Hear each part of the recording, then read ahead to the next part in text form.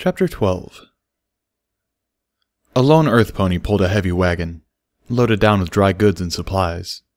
In the wagon was an assortment of goods: bags of sugar, crates of brewer's yeast, cracked corn, and molasses aplenty. The earth pony pulling the wagon was named Berry Punch, and she enjoyed her task. Pulling the wagon allowed her to sweat out her alcohol-based indulgences. Also, being an earth pony, pulling a wagon allowed her to think. Berry Punch believed that between her hard work and drinking, that she was something of a philosopher. It was an odd quirk of earth pony physiology, their minds seldom working to true capacity unless the body was physically stimulated. And while Berry Punch came from mixed tribal ancestry, she was an earth pony in every way that mattered. Berry Punch was fiercely proud of her ancestors, being able to trace a bloodline all the way back to Smart Cookie. Berry Punch also liked to joke that she was a drought, as in beer, pony going a long way back. The wagon wheels creaked and squeaked, the axle needing to be greased. Berry Punch thought about her current state of affairs, her newfound attraction to her best friend, and her budding interest in her best friend's new friend. Her mind did its best to wrap around to this new situation. She had never been interested in mares before, and yet something in her brain burned brightly for derpy hooves after her searingly hot plumage display. Berry Punch tried to puzzle it out, why this had happened, and she thought about the fact that she could speak Pegasus and wondered if she would feel the same way if she did not understand what was being said. And then there was Bucky. Bucky, who was handsome, no doubt about that, but Berry had never been particularly picky in that area, beer goggles being what they were. No, Bucky had something else, something Berry craved. Bucky was an excellent intellectual foil. Bucky had the potential to scratch an itch that hadn't been scratched in a long while, and Berry Punch really needed to get laid intellectually. Berry Punch was a slave to her physiology, shackled to a need for physical stimulation in order for her mind to function at peak ability. Derpy certainly had the physical end covered. Her end was fantastic, and Bucky had the potential to meet her intellectual needs.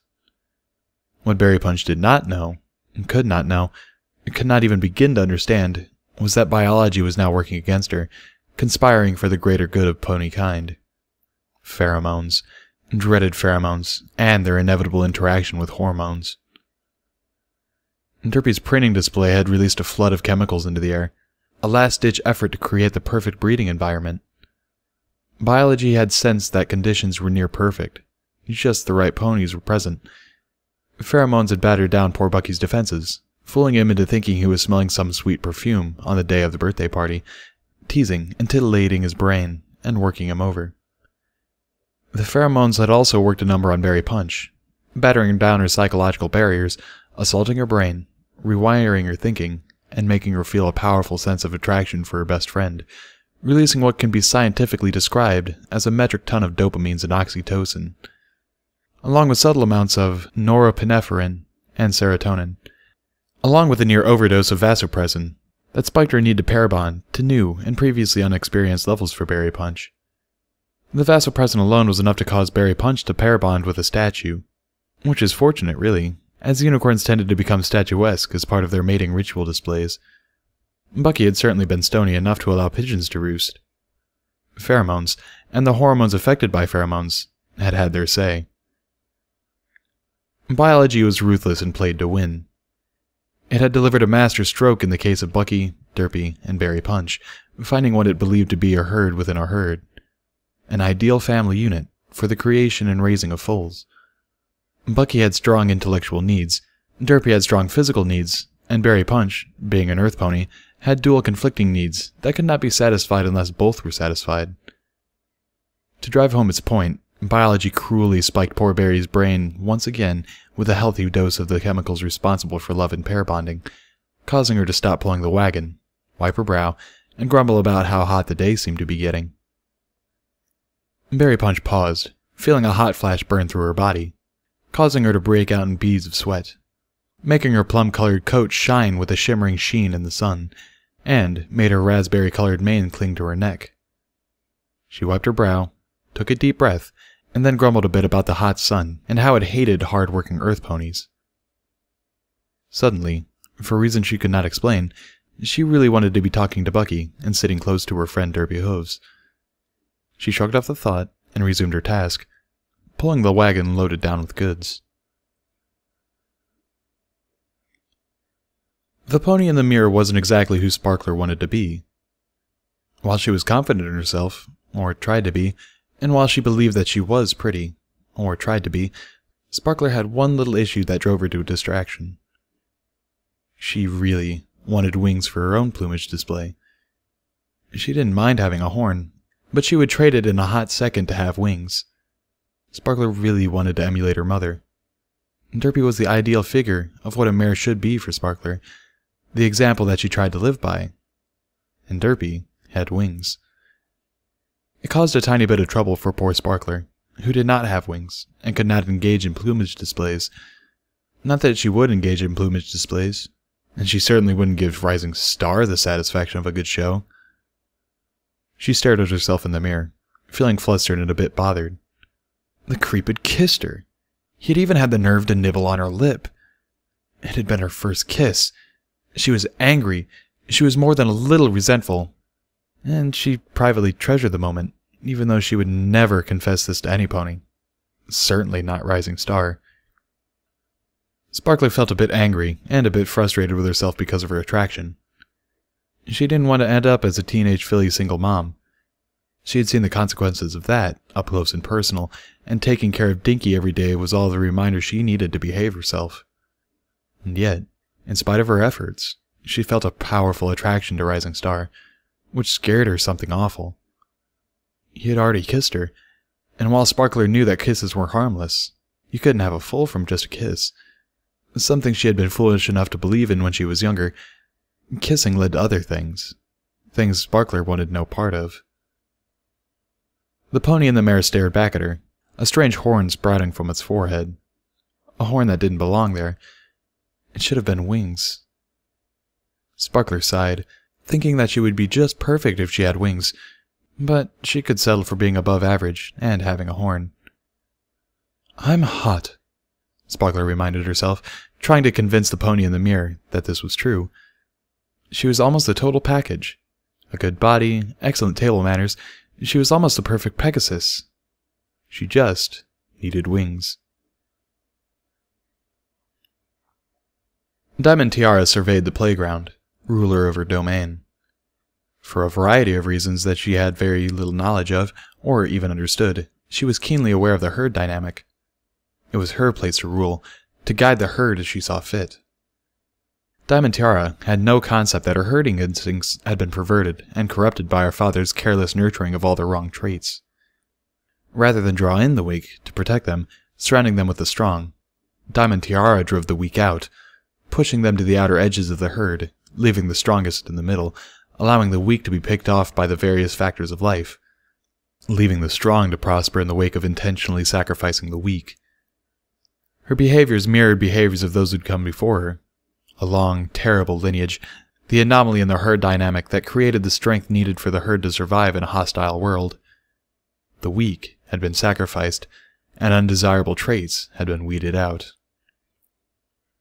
Now, society had changed, and the weak continued to thrive, passing on undesirable traits to undesirable offspring. And the anomaly that existed within a herd dynamic was unable to be rid of such weakness, causing no end of grief to the biological relic of an earlier time, when such an anomaly was necessary. Diamond Tiara understood none of this. She simply behaved as her biology demanded. She continued to try to cull the herd for the sake of survival, forcing the weak away from the center so that the strong could thrive and leave behind viable offspring. Her behavior, once a valued asset to evolutionary biology, was now a social nuisance that caused her, and all around her, to suffer needlessly. Diamond Tiara scanned the playground, her eyes carefully gazing over all she saw, determining who was fit for survival and who wasn't. Her mind instantly taking in complex levels of social hierarchy, group interaction dynamics, and then performing the complex algebra of survival, based on the factors she took in as input. Not seeing any lone stragglers she could drive away, she turned her attention to her fellow anomaly, Silver Spoon, and felt a biologically driven sense of revulsion that caused her to feel intense hatred for her so-called friend, something that Diamond Tiara repressed, causing untold psychological harm. Silver Spoon was the only other creature quite like her in her peer group, and both were locked into a paradoxical bond of attraction based on their mutual revulsion of one another, each one driven to drive the other out. On some level, biology understood that sometimes anomalies became undesirable traits that needed to be culled. A tan unicorn ran, his hooves thudding through the dirt, a plum-colored earth pony running close beside him, her eyes wide with excitement, and her mane streaming out behind her. Both of them being chased by a grinning gray Pegasus mare that flew after them, all of them enjoying the chase. Each of them had performed their task for the day, and were enjoying a little time together, content to chase one another and put on a good show. The ponies watching the show all saw different things, each according to their conditioning and perspectives. For the ponies chasing one another, the worry about what other ponies thought was temporarily gone. The only thing that mattered was the chase. They laughed together, sides heaving, lost in the moment, simply doing what felt good to them. Bucky delighted in new friends, feeling something different for each of them, strong feelings that he didn't understand. He simply allowed the moment to happen, feeling an indescribable joy, finally feeling like a pony, running within a herd. As the group tore through town, a purple-pink filly joined them, finding a place between Bucky and Berry Punch. Sparkler joined into the chase, feeling a need to belong, but not understanding why. Chemicals rushed through her brain, rewarding her for her actions, making her feel good, giving her a rush of self-worth, driving her onward to continue in the chase. Berry nosed Sparkler gently as they ran. The nose touch a simple gesture of affection, but a complex agent of biology. The momentary contact causing a complex mixture of chemical signals direct access to the brain, through the nostrils, making Berry Punch feel even closer to Sparkler, causing their bond to strengthen. A nuzzle, a nosing, a snoot bump, a kiss, all of these simple gestures of affection. All of them complex agents of biology.